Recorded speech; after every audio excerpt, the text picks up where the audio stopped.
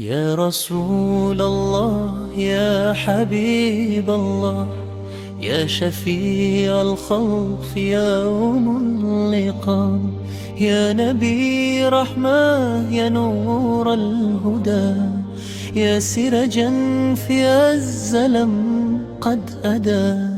سلى الله عليك يا سيدي كلما حبت ناس في السماء.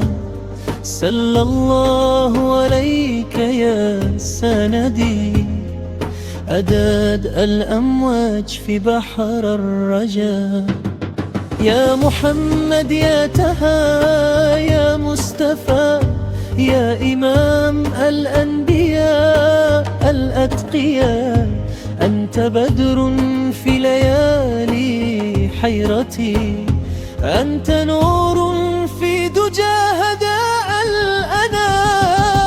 يا حبيب الله قلبي مغرم بجمال الوجه يا خير الورى، كلما